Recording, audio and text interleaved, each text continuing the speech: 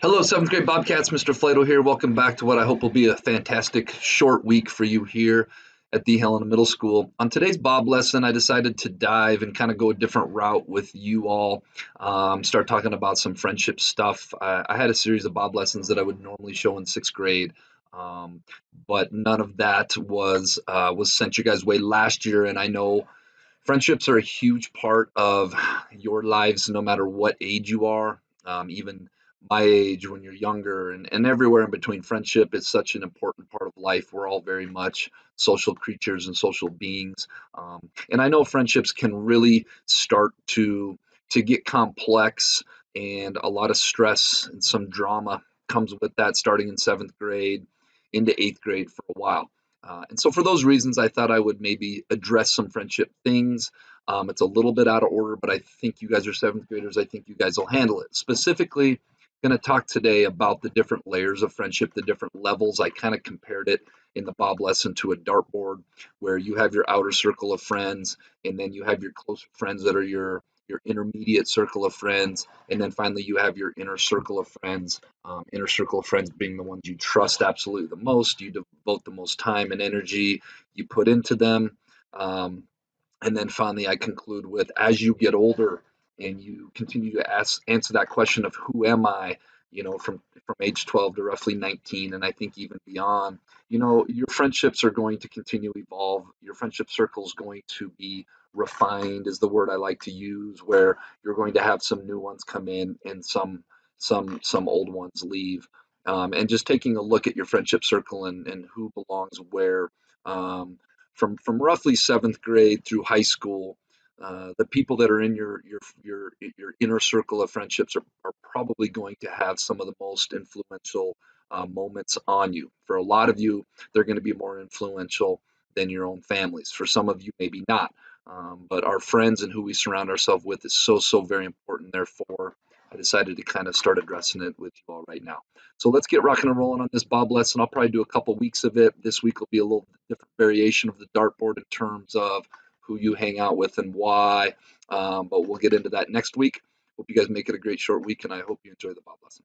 Before I get going on this Bob lesson, I want to go over a couple different parts of the dartboard for those of you that aren't familiar with darts or a dartboard. If you follow my cursor here, we have three different spots I'm going to be talking about today in terms of levels of friendship. We have the inner circle, which is here represented by the bullseye. We have the intermediate circle, which is represented here as you follow my cursor along and right in the middle. And then we have the outer circle, which is represented on the outside of the dartboard. All right, so now that we're all on the same page with the visual on the three different friendship circles, I'm first going to talk about the characteristics of the inner circle. Now, to review, the inner circle is the bullseye.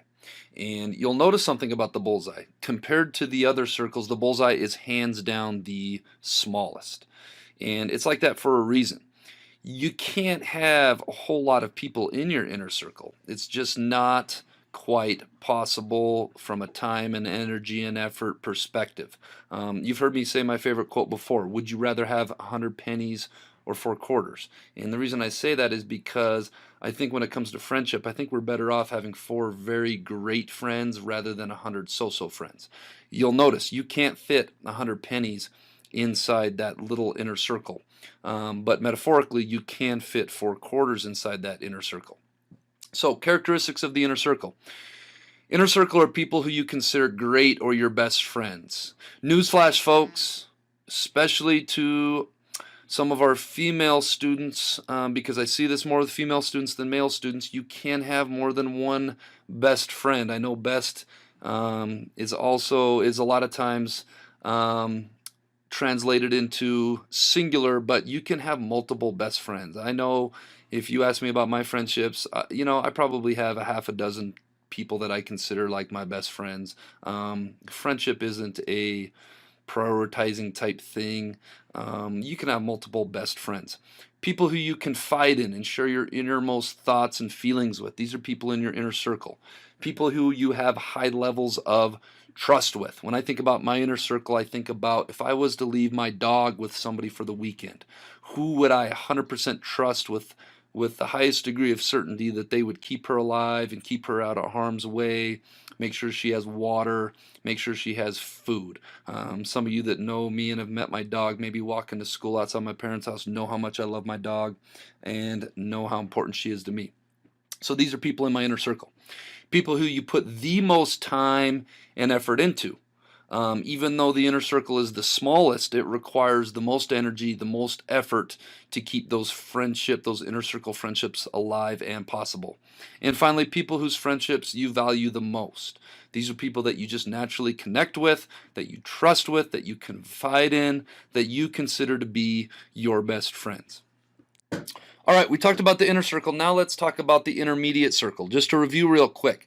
The intermediate circle, if you're looking on your dartboard on the left, is the blue and green alternating circle that is the smaller of the two circles. It's not the bullseye, it's not the outer one, but it is the intermediate one. Now you're going to notice a couple things about it. You're going to notice that it is many times larger than the bullseye.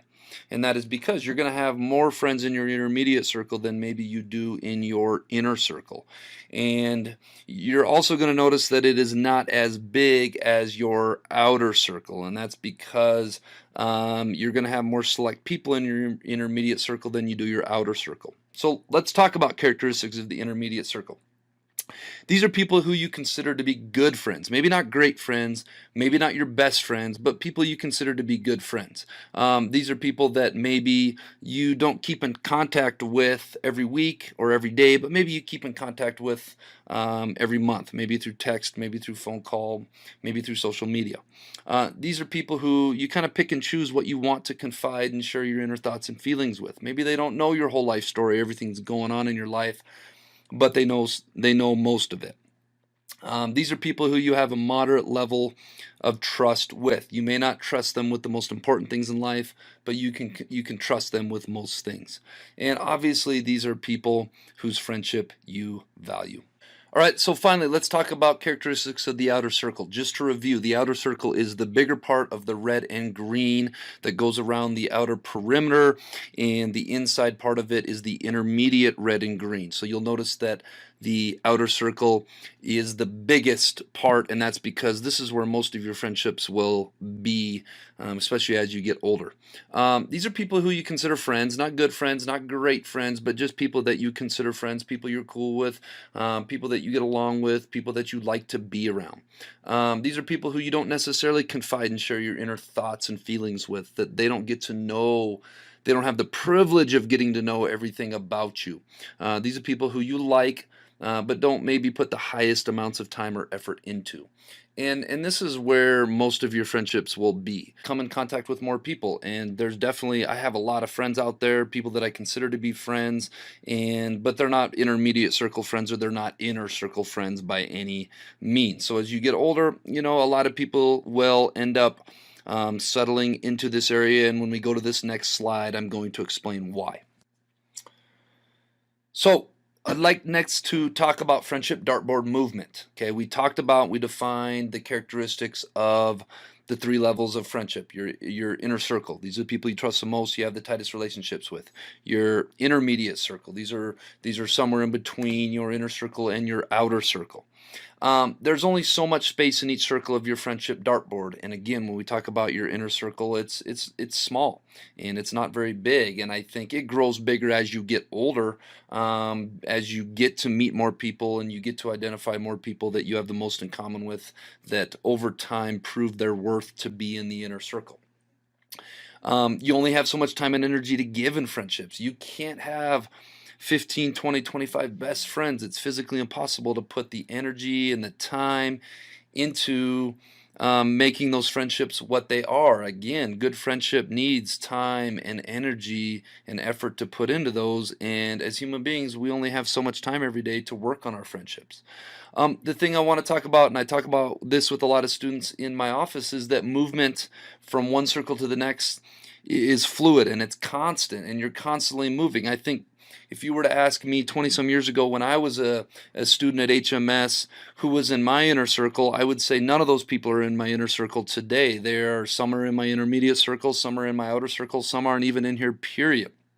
If you even look at my life in the last 10 years, I don't know how many people that were in my intermediate circle, or excuse me, that were in my inner circle 10 years ago are still in my inner circle today. That is constantly changing and moving all the time. And I talk to students all the time about that. And that's something that's hard. That's something that's hard to deal with. And I think one of my objectives in doing this lesson is to let you guys know that friends come and go and friends change, and the importance of friendship and the circles of friendship are constantly changing and moving, and that's a normal, healthy part of growing up.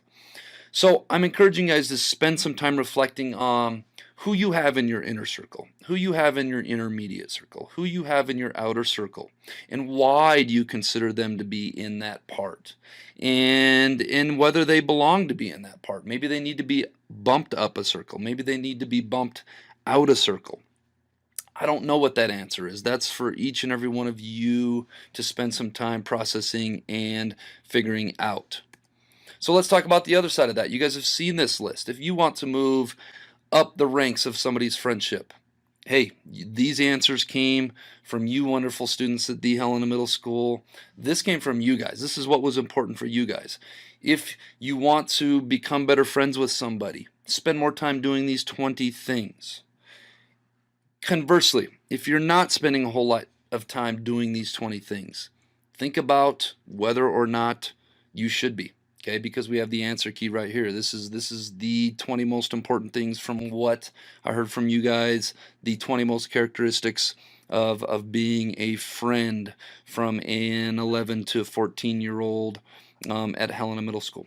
All right, let's get to this week's Jelly Bean Question of the Week winners.